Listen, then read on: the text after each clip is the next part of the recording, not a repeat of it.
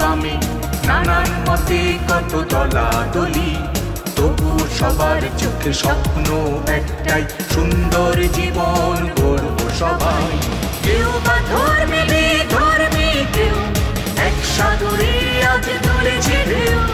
কেউ বা ধর্মে বেধর্মে, কেউ এক সাগরে আজ তুলেছে ঢেউ। সবার মনের মাঝে একটাই passport, college road, college road, college road. শিখলে কি আমি নায়িকা হয়ে যেতে পারবো? Obviously, why not? আমার একটা গার্লফ্রেন্ড আছে। আল্লাহ, আপনারও গার্লফ্রেন্ড আছে? ওরে বাবা!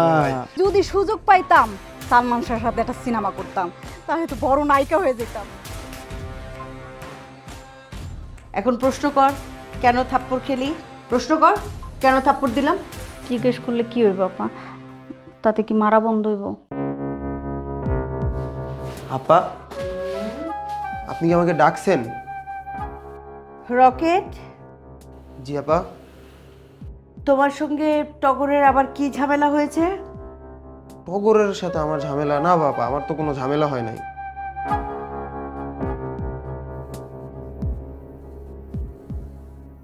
ও যে বলল তোমার সাবানের মধ্যে তুমি অস্ত্র ফিট করেছো, টগরের সারা মুখ কেটে গেছে, ফেটে গেছে। আপা, এটা তো ডাহা মিথ্যা কথা। আমি অস্ত্র পাবো কই যে আমি সাবানের মধ্যে অস্ত্র ভরবো? তাহলে টগরের মুখে কি কি হয়েছে সেটা কিভাবে হলো? আপা, মুখ ছুইলা টুইলা কাইটে টেটে যায় না, এই সামান্য একটু জানা ছুলছে আর কি। কিভাবে ছিলে গেল? আপা, আমি ওই যে আমার সাবানের মধ্যে ছোট্ট ভাঙা এক টুকরা ব্লেড রাখছি, যাতে কেউ চুরি কইরা আমার সাবান দিয়ে মুখ না ধুইতে পারে। কি রেখেছিলে সাবানের মধ্যে? ছোট একটা ব্লেড আপা, ভাঙা। আল্লাহ, তুমি সাবানের মধ্যে ব্লেড গেঁথে রেখেছিলে যাতে কেউ ইউজ না করতে পারে? তুমি কি মানুষ নাকি দানব? এই ছেলে, তোমার এই সামান্য সাবানটা দামি নাকি মানুষের একটা চেহারা দামি? মানুষের চোখ, নাক, মুখ সবকিছু দামি। এখন তোমার এই ব্লেডের কারণে যদি টগরের চোখটা কাটা পড়তো তাহলে কি হতো? সারা জীবনের জন্য ছেলেটা অন্ধ হয়ে যেত, মারাও যেতে পারতো। আপা, সাবানটা অনেক দামি সাবান, বিদেশ থেকে আনছি, এটা আমার আবেগ আপা। দাঁড়াও, শোনো। আচ্ছা, তোমার মনটা এত ছোট কেন বলো তো? সাবান কোনো ঘটনা না, তোমার মনটা অনেক ছোট। পুঁটি মাছের আত্মা বলে না, তার চাইতেও ছোট। এত ছোট মন নিয়ে তুমি এই পৃথিবীতে আছো কি করে? তোমার তো দিন রাত 24 ঘন্টা অশান্তিতে থাকার কথা, কারণ ছোট মন নিয়ে কেউ শান্তিতে থাকে না রকেট পৃথিবীতে। শোনো রকেট, আমি তোমাকে কিছু টাকা দিব, তুমি সেই টাকা দিয়ে সুন্দর সুন্দর কয়েকটা দামি দামি সাবান কিনবে। তোমার প্রত্যেক রুমমেটকে একটা করে সাবান দিবে উপহার। বলবে না যে আমি টাকা দিয়েছি, বলবে তোমার তরফ থেকে তুমি উপহার দিচ্ছ। তখন কি হবে জানো রকেট? তোমার আত্মার মধ্যে দেখবে তুমি কিরকম শান্তি পাচ্ছ, কিরকম আনন্দ পাচ্ছ। আরে বড় মন নিয়ে বাঁচো রকেট। মনটাকে বড় করলে দেখবে তোমার ভিতরে অন্যরকম একটা আনন্দ হচ্ছে। তুমি অন্যরকম একটা ভালোবাসা নিয়ে পৃথিবীতে বসবাস করছো, অন্যরকম একটা শান্তি পাচ্ছ। আপা, আমি বুঝতে পারছি আমার অনেক বড় ভুল হয়েছে। আমি সামান্য একটা সাবানের জন্য আমার নিজের হোস্টেলের বড় ভাইয়ের সাথে এটা করা আমার একদমই উচিত হয় নাই। আমি আগামীকাল সবাইকে সাবান কিনে তারপরে আবার গিফট করব ইনশাল্লাহ। শুধু সাবানের বেলায় না রকেট, মনটাকে বড় করো। মনটাকে বড় না করলে ওই যে বলেছি না, জীবনে কখনোই আনন্দ পাবে না। জি আপা। যাও। আসসালামু আলাইকুম আপা। ওয়ালাইকুম আসসালাম। কান্ট ইমাজিন, সাবানের মধ্যে প্লেট ছিল, কত কি ঘটে যেতে পারতো। উফ, আমি নিজেই তো বেঁচে গেলাম।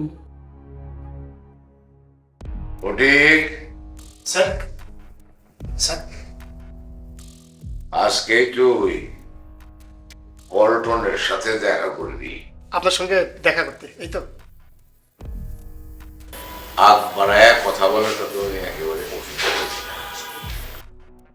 জি জি স্যার, খুবই খারাপ অভ্যাস। ওর হাতে 50,000 টাকা দিবি, দিয়ে বলবি আজ রাইতেই কলেজের যে জোসনা ম্যাডাম আছে তার সাথে যেন একটু হ্যান্ডশেক করে। তবে পল্টন সেখানে উপস্থিত থাকবে না, যারা থাকবে তাদের সকলের মুখোশ পরা থাকবে। বুঝছি স্যার। স্যার, হ্যান্ডশেকটা কেমন হবে, লো নাকি হাই? লো লো ডোজ দিলি। বিষয়টা থাকবে খুবই সিক্রেট। সিক্রেট, বুঝছি স্যার। স্যার, একটা বিষয় বুঝলাম না। কি বিষয়? এই যে স্যার আপনি 50,000 টাকা দিবেন এই কাজটার জন্য, এটা তো 50,000 টাকার কাজ না, মাত্র 2,000 টাকার কাজ। 2,000 টাকার হলেই তো এই ধরনের কাজ করা যায়। বেশি কথা বললে আয়ু কমে যায়। আমি টাকায় না, ডলারে হিসাব করি। জি জি, ধন্যবাদ স্যার। আসি, সালাম।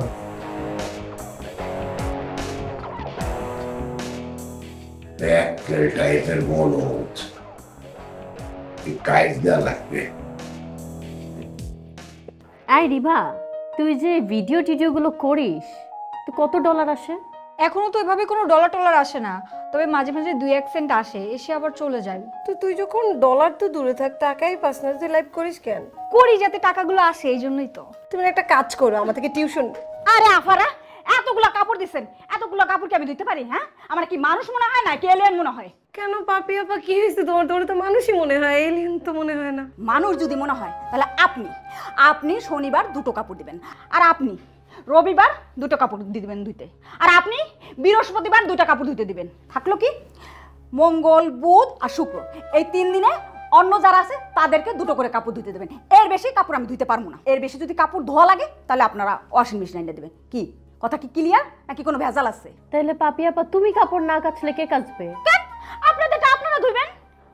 আচ্ছা পাপি আপা, তাহলে তোমাকে এখানে রাখা হয়েছে কিসের জন্য? ওই যে বললাম 2টো করে কাপড় ধুবো, এর বেশি আমি ধুইতে পারবো না। এর বেশি যদি ধুইতে হয় তাহলে অন্য কাজের মানুষ রাখেন, আমি আপনাদের কাজ করবো না। কথা কি ক্লিয়ার নাকি কোনো ভেজাল আছে? এখন তাহলে কি করতে হবে? তোমরা দুজন একটা কাজ করো, তোমরা দুজন মিলে আমার কিছু জামা কাপড় ধুয়ে দিও। আমি জীবনে কোনোদিন কাপড় ধুই নাই, যদি ধুইতে হয় আমি এক্সট্রা 2টা কিনে পরবো। আর কাপড় কিভাবে ধোয় সেটা তো আমি দেখিই নাই। তাহলে এখন কি করা যায় বলো তো? রূপালী শোন, টাকা পয়সা দিয়ে কিছু সেটিং করা যায় না? বাহ বাবা, বেতনও দিব আবার ঘুষও দিব। আচ্ছা হয়েছে হয়েছে, এত দূর পর্যন্ত যাওয়া লাগবে না। দেখি সিনিয়ররা তো আছেই, তারাও নিশ্চয়ই জামা কাপড় ধোয়াবে, তো তাদের সাথে কথা বলে দেখি কি হয়। তাদের দিয়ে সেটিং করাইতে হবে। চলো তাহলে। চলো, এখনই যাইতে হবে? আরে চল।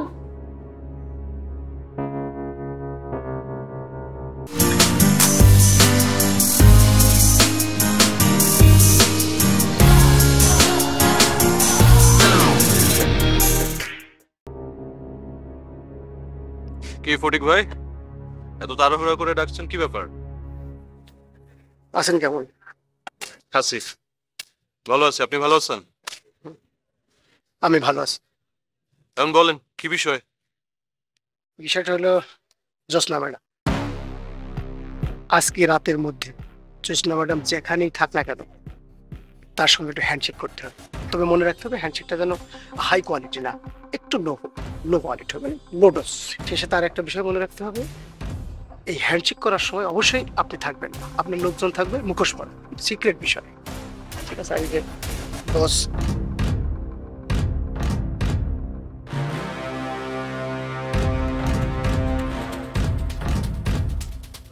আচ্ছা ঠিক আছে, স্যারকে বললেন কাজ হয়ে যাবে। আর একটা বিষয়, এই বিষয়টা কিন্তু অত্যন্ত গোপন, খুবই সিক্রেট। এর সঙ্গে যে আপনি জড়িত আছেন কোনোভাবেই যেন প্রেগনেন্সি না পান। ঠিক আছে? ফটিক ভাই, এটা কাক পক্ষেও জানতে পারবেন।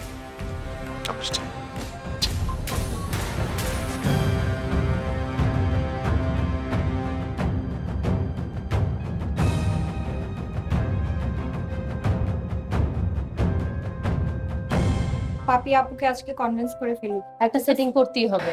একদম একদম, আগে পাপি আপা আসুক, আজকে যেমনি হোক হামতাম আরে পাপি আপা, পাপি আপা তুমি কেমন আছো? আমি ভালো আছি। কি করবেন তাড়াতাড়ি কন, আমার মেলা কাজ পড়ে রইছে, কাজ করতে হইব, তাড়াতাড়ি কন। পাপি আপা, আমাদের না অনেক কষ্ট হইতেছে। কেন কষ্ট হইতেছে? এই যে আপু কাপড় ধুইতে। এই তো লাইনে আইছেন, এবার বোঝেন আমি যে এত এত কাপড় চোপড় ধুই আমার কত কষ্ট হয়। পাপি আপু, আমরা আগেই লাইনে আসছিলাম, শুধু তো তুমিই বুঝো নাই। কি বুঝলাম না? আচ্ছা পাপি আপু, তোমার বেতন কত? এইটা তো কওয়া যাবে না, এটা পার্সোনাল। আরে পাপি আপু, আমরা তো তোমার আপন মানুষই, কও কও আমগরে কও তোমার বেতন কত? না না না, এটা কম যাবে না। বলো, কিছু বলো। পাপি আপু, আমরা তিনজন মিলে ডিসাইড করছি তোমার সাথে একটা ডিল করব। কিসের ডিল? আরে পাপি আপু শুনো না, কিসের ডিল? তুমি শুনো আগে আমাদের কথা। এই যে তুমি এক্সট্রা আমাদের তিনজনের জামা কাপড়গুলো একটু ধুয়ে দিবা, ওইটার ডিলই তোমার সাথে করতে যাচ্ছি। তোমাকে কিন্তু 2000 টাকা দিব আমরা তিনজন মিলে। খুব ভালো ডিল আপা। না না না, এই পাপিয়ার চরিত্র এরকম না, আমি ওইসব ঘুষ টুস খাই না। আচ্ছা আচ্ছা আচ্ছা, শোনো 2500 দেই। কি বললো? আমি কোনো ঘুষ টুস খাই না, আমি কোনো টাকা পয়সা নিতে পারবো না। আরে পাপি আপা, এটা কোনো ঘুষ না, এটা তো ভালোবাসা। আমরা তিনজন মিলে তোমারে ভালোবাসা দিচ্ছি, 3000 টাকা দিব তোমারে, রাজি হয়ে যাও। আরে রাজি হও। জানি, আসলে বুঝছি তোমরা তো অনেক বাচ্চা মেয়ে, তোমাদের অনেক কষ্ট হয়ে যেতেছে। আচ্ছা, তোমাদের মুখের দিকে তাকায় আর কি আমি মাইনে নিলাম। তোমরা কিন্তু আবার মনে করো না পাপিয়া ঘুষ খায়, এসব ঘুষ টুস কিন্তু আমি খাই না। শোনো, তোমাদের রুমে তো আরো মেয়ের আছে না, এই তোমাদের কাপড় চোপড় একটু চাপে রাখা দিও, চাপায়া। আমি সময় মতন ধুইয়া দিব। এই কারোর সাথে আবার এইসব বইলো না, বুঝো না? এই টেনশন তুমি করো না। কি সুইট তোমরা না, থাকো থাকো। হ্যাঁ যাও পাপি আপা, পৃথিবীতে পাপি আপা তোমার মতো অনেস্ট মানুষ আমি কোথাও দেই নাই। তুমি ঘুষ খাও না, 3000 টাকা তুমি ঠিকই খাও। আচ্ছা ভালো কথা, তোমার মানে কস্টিউম গুলো না অনেক ভালো, মানে তোমার একটা ব্যাপার আছে, তুমি খুব ম্যাচিং ড্রেস পরো জাস্ট আমার মধ্যে। হ্যাঁ, খুব মিল আমার সাথে আর কি, মানে আমি যেমন একটা স্মার্ট ব্যাপার আছে তোমার মধ্যে সেই স্মার্ট ব্যাপারটা আছে। মানে হয় না, আমরা যারা নাচের মানুষ, ইন ফিউচার ভালো নাচ করতে চাই, ইন্টারন্যাশনাল অ্যাওয়ার্ড নিতে চাই, ওই ব্যাপারটা আমাদের ভিতরে আছে। আই মিন আমাদের মানে তোমার আমার, তুমি কিন্তু চাইলে আমার কাছে নাচ শিখতে পারো। তুমি তো শুনে ফেলেছো যে আমি কি, আমি নাচ শেখাই সবার। হ্যাঁ, আমি অ্যাকচুয়ালি একটু চুজি, বুঝছেন, সবসময় স্মার্টলি চলাফেরা করতে পছন্দ করি, জন্য আর 5 জনের থেকে আমাকে একটু ডিফারেন্ট লাগে। ভেরি গুড, এটা তো চাই আমরা যারা ইন্টারন্যাশনাল খেলতে চাই, মানে নাচে খেলতে চাই, আমাদের কস্টিউমটা এমন হওয়াটাই প্রয়োজন, তাই না? মানে দুজনের ভিতরে একটা ম্যাচিং ব্যাপার আছে, হয় না, যে যারা ডান্স করে মানে ওরা অলওয়েজ একটা ম্যাচিং এর উপরে থাকে। হ্যাঁ, কি এমিলি, এখানে কি হচ্ছে? আরে তেমন কিছু না ভাইয়া, অ্যাকচুয়ালি আমার প্রশংসা করতেছিল, আমাকে নাকি অনেক সুন্দর লাগে, আমি অনেক স্মার্ট, আমার ড্রেস আপ খুব ভালো, এগুলোই বলতেছিল ভাইয়া। মানে ওরা তোমার সুন্দর লাগে, ওর ড্রেস আপ স্মার্ট, এত কিছু তুমি নোটিস করো, আমাদেরটা কোনোদিন করছো? কোনোদিন বলছো আমাদের সুন্দর লাগে? তোমাদেরকে কি বলবো, তোমরা তো জাস্ট খ্যাতের মতো থাকো, তোমরা তো চাও না যে তোমরা একটু স্মার্ট হবা। মানে আমি যেমন এই যে কস্টিউমে দেখছো কেমন মিলিয়ে পড়ি, তোমরা তো পড়তে চাও না, তোমরা জাস্ট একটু পিছুটি। বাই দ্য ওয়ে, ওকে বলছিলাম, এই কি হচ্ছে কেন? না তেমন কিছু না, এমনিতেই একটু কথা বলছিলাম আর কি। এত রাত্রি কিসের কথা? তাও আবার ওই যে মহিলা হোস্টেলের এক মেয়ে আর পুরুষ হোস্টেলের 2 ছেলে। হ্যাঁ, ঘটনা কি? আমি তোর এই কোশ্চেনই জিজ্ঞেস করতেছিলাম। না, মেয়েটা একটু সুন্দর, কথা বলছিলাম। তোমার তো সুন্দরই মনে হয়, তুমি তাহলে সুন্দরের উপরেই থাকো। হ্যাঁ থুকু, আপনি সম্মান তো করি, যাই হোক ওরা এখন না শিখায় কি হবে? এই যে ছেলে নায়কের মতো দেখতে, 2 দিন পরে হিরো হবে, ও শিখানো যায় না? আমি সবাইকেই শেখানোর ট্রাই করি, ঠিক আছে, আমি কাউকেই বাদ দেই না। আচ্ছা, we are so sorry for that. আচ্ছা চলো আমরা যাই উপরে, চলো। এই আপনি একা যান, পরে যাবে, যান। এই আপনিও যান। গায়ে হাত দিচ্ছ কেন? ফালতু গায়ে হাত দেওয়া, যান। আচ্ছা, খালি নাচ শিখে যাচ্ছে। ওই এমনি আছে না, ওর নাচের কিছুই পারে, নাচ তো পারি আমি, নাচের একাডেমিক শিক্ষা আছে আমার কাছে, কত অ্যাওয়ার্ড পাইছি দেখাই নেই আর কই নে মানুষের কাছে। হ্যাঁ, কারণ আমি স্বভাবটা আপনাকে ইংলিশে কয়, এসব তো আর পারি না। যাই হোক, লেট করেন না, এই আপা পৌঁছে দিয়ে যা, আমি শিখাই দেবানে না। সুন্দর মেয়ে, দেখলেই ভালো থাকে। বাহ,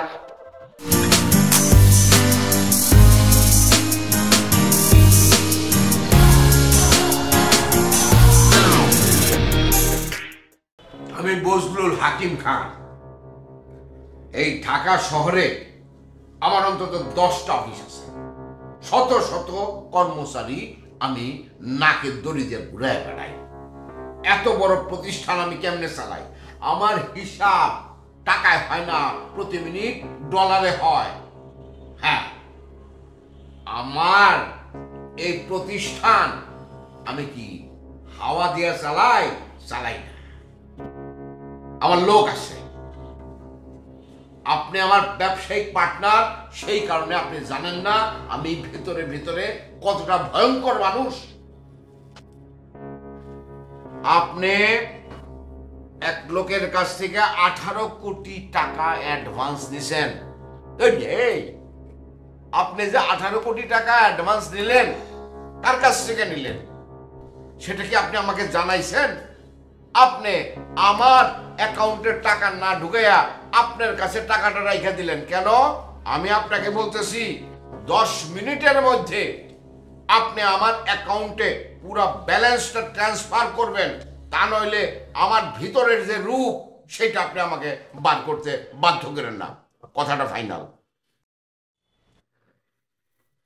জরুরি স্যার। কি বিষয়? রাঙা ভাই, মানে খবর কি কিছুই শুনেন না? কত খবরই তো শুনি। আপনি কোন খবরের কথা বলতেছেন? মানে গতকাল রাতে জোৎস্না ম্যাডামের উপর মানে কারা যেন হামলা করেছে, তাকে মেরেছে, এবারকে ফিজিক্যালি অ্যাসল্ট। বলেন কি? হ্যাঁ, কে মেরেছে? কোথায় আছে সে এখন? হাসপাতালে। কেন মেরেছে? মানে কোন হাসপাতালে? বলেন কি আপনি? আমাদের ম্যাডামের গায়ে হাত কাউকে কি চেনা গেছে? কারা আক্রমণ করলো? জানি না, কিছু জানি না। জানেন না? আমার তো এখন বুক ফাইটা চিৎকার দিয়ে কাঁদতে ইচ্ছা করতেছে। হ্যাঁ, এইরকম একজন ভালো মানুষ তার গায়ে আঘাত করছে, কে করতে পারে? যেই হোক না কেন, এটা আমি খুঁজে বাইর করবই আমি। চলেন তো একটু দেখে আসি কোন হাসপাতালে। চলেন। আপনি যাবেন তাহলে? চলে, তাহলে এখনই চলে। চলছি। হ্যাঁ, কোনো আলাপ নাকি? আমার ম্যাডামের গায়ে হাত দিছে, কার এত বড় বুকের পাটা? চলে আপনি। তোমরা তো ইতিমধ্যে সবাই জেনে গেছো যে খুব বাজে একটা জঘন্য কাজ হয়েছে। আমাদের সবার প্রিয় জোৎস্না ম্যাডামের উপরে হামলা হয়েছে, দুর্বৃত্তকারীরা তার উপর হামলা করেছে। এটা কি ঠিক হয়েছে? না না, এটা কাম্য না, আসলে কাম্য।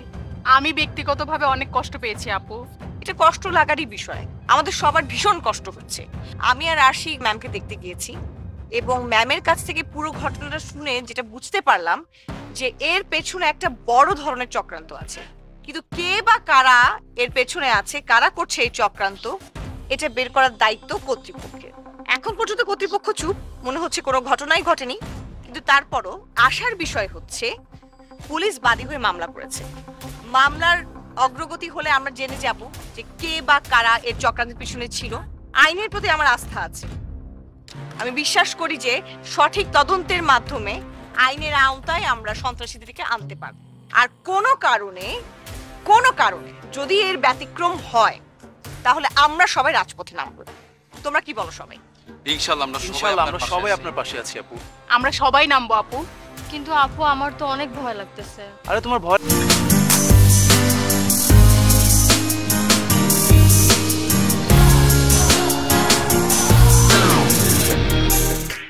লাগবে কেন? আমি তোমার পাশে আছি না? আমরা সবাই তোমাদের পাশে আছি। আমরা সবাই আছি রুমি, একদম আমরা সবাই আছি সাথে, কোনো কিছু ভয়ের কিছু নেই, ঠিক আছে? আমরা সবাই তোর সাথে আছি, তুই শুধু এগিয়ে যা, তাহলেই হবে। আছি না? হ্যাঁ, সবাই আছি। আমরা ম্যামের উপর হামলার বিচার চাই। বিচার চাই, অবশ্যই আমরাও এটার বিচার চাই। প্রিয় ভাই ও বোনেরা, আজকে আমি স্তম্ভিত, আমি দুঃখিত, আমি লজ্জিত। আমাদের ম্যাডাম হামলার শিকার হয়েছে, আমরা ঘরে বসে থাকবো না? এটা হতে পারে না, এটা আমরা হতে দিব না। আজকে আলোচনা আমাদের এখান পর্যন্ত ছিল। আলোচনা শেষ, তোমরা সবাই ক্লাসে থাকো।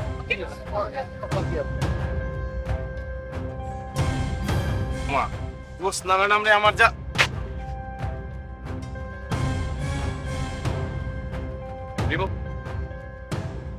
আমি যতবার তোমার সাথে মিলে কলেজের উন্নয়ন চাইছি, তুমি ততবারই আমাকে ডাস্টবিনে ফেলে দিতে চাইছো।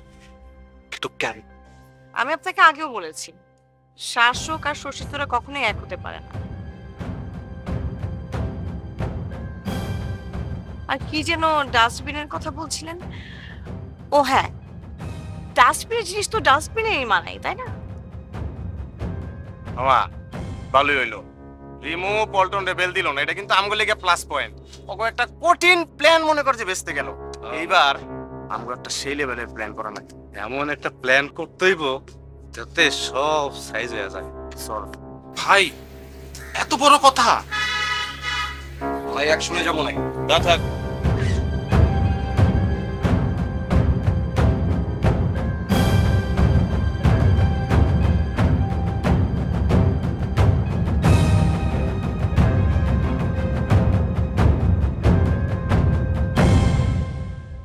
জি জি পাপিয়া, তুই পেঁয়াজ চুরি করছিস? এত ছ্যাচরা চোর তুই। আমি শপথ গ্রহণ করিতেছি যে ইহ জীবনে আর চুরি করিব না।